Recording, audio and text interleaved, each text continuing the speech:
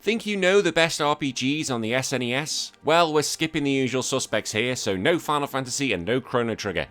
Instead, we're diving deep into the hidden gems and underrated classics that made the Super Nintendo an RPG powerhouse. From epic adventures to forgotten favourites, let's explore the RPGs you need to play. Get ready for nostalgia, surprises, and maybe even your next favourite game. If you do like this video and believe I've earned it, please hit that like and subscribe button as well as that notification bell to be notified of the next video. It's a small thing from you guys, but it means so much for me. If you want to support the show financially, you can do it at patreon.com/retrowars, where you can become involved in the weekly podcast, join our community, the Smut Squad, and receive your own additional podcast every week. So let's get into it, shall we? The best RPGs on the SNES without Final Fantasy or Chrono Trigger.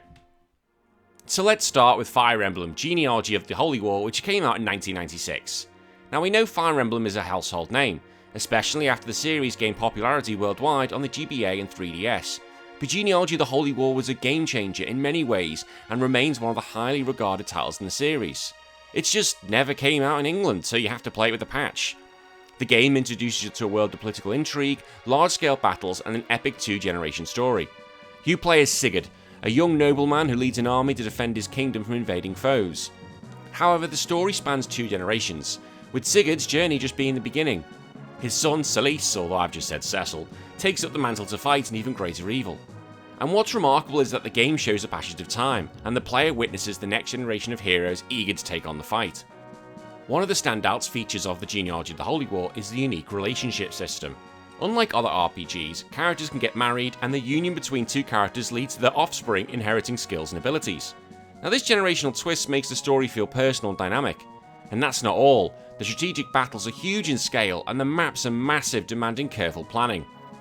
The game also features a complex system where terrain plays a key role in battles, forcing you to adapt your strategy to the environment. So if you're a fan of deep tactical combat and emotionally charged storylines, Fire Emblem Genealogy of the Holy War is a must-play. Next up, we've got Dragon Quest V, Hand of the Heavenly Bride, a game released in 1992 and considered one of the most profound RPGs ever made. Now, while the Dragon Quest series is known for its traditional turn-based combat and monster slaying mechanics, Dragon Quest V broke new ground by offering a narrative that spans the protagonist's entire life. The protagonist starts as a child, travels through his teenage years and becomes an adult. Along the way, you see him grow, form relationships, experience heartache, and make decisions that affect his future. This coming-of-age story is extremely rare in RPGs of the time, and is one of the reasons why Dragon Quest V has a deep emotional pull. The choice of whom to marry, whether you pick the kind-hearted Bianca, the strong and capable Nera, or the mysterious Deborah, adds another layer of storytelling, making your journey feel personal. Now, beyond the narrative, the game introduced the ability to recruit monsters to your party. Instead of just defeating them, you could tame and train creatures like slimes and dragons, which became an important part of your strategy. The monster collecting mechanic is one of the most beloved aspects of Dragon Quest V, and it set the stage for future games in the series. If you haven't played it yet, don't let the graphics fool you. Dragon Quest V's storytelling, character, development, and monster system are timeless. Now we've got one of the most beloved cult classics of all time, EarthBound. Released in 1994, EarthBound was unlike any other RPG on the market. Set in a quirky, modern-day world filled with eccentric characters, bizarre enemies, and offbeat humour, it completely subverted the traditional RPG formula. You play as Ness, a young boy with psychic abilities tasked with stopping the evil alien Gygus from destroying the world. Now, I finally come to this thing because of Smash Bros, and I went, who the hell is Ness? And I imagine a lot of you did the same. But what makes EarthBound truly special is how it blends humour and heart.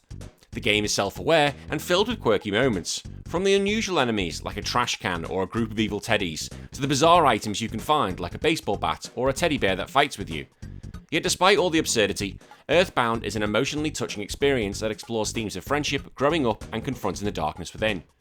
The battle system is turn-based, but it features a unique rolling HP meter. This means you can sometimes heal just in time to avoid death, making combat tense and exciting.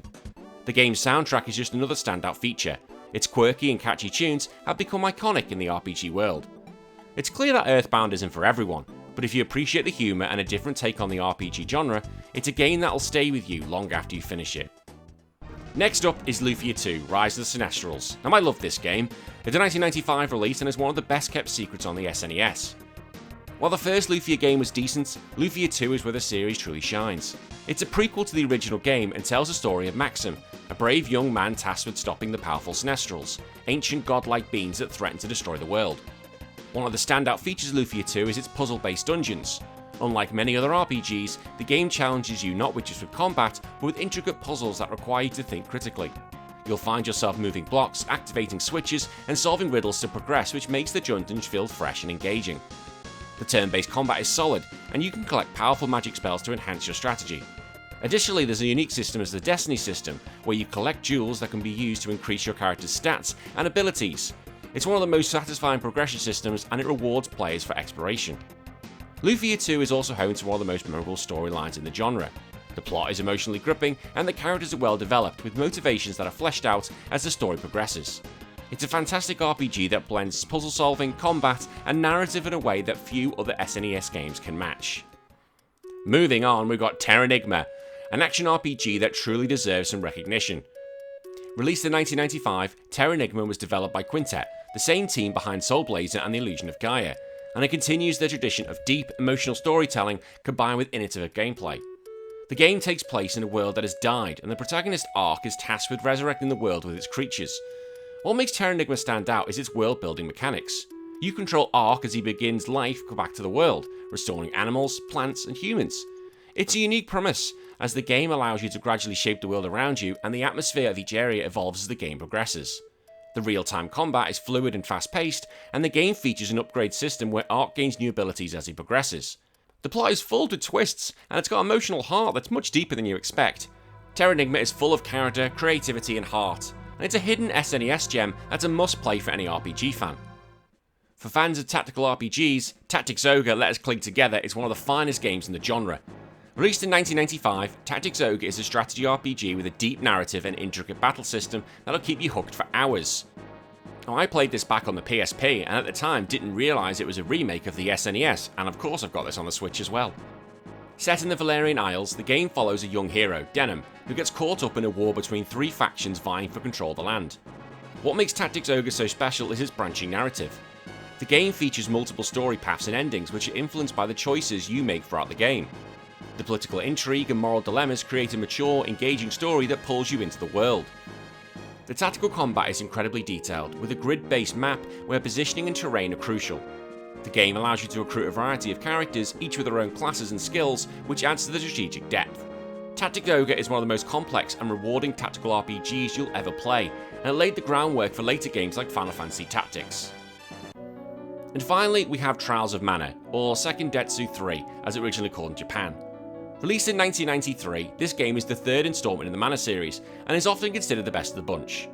What sets Trials of Mana apart is its action-based combat system, where you control your characters in real time rather than just using turn-based commands. The fluid, fast-paced combat makes this game stand out as one of the most exciting RPGs on the SNES. The game also features a unique character selection system. Now at the start, you choose 3 characters from a group of 6, and this decision impacts the story, character interactions, and even the dungeons you'll encounter.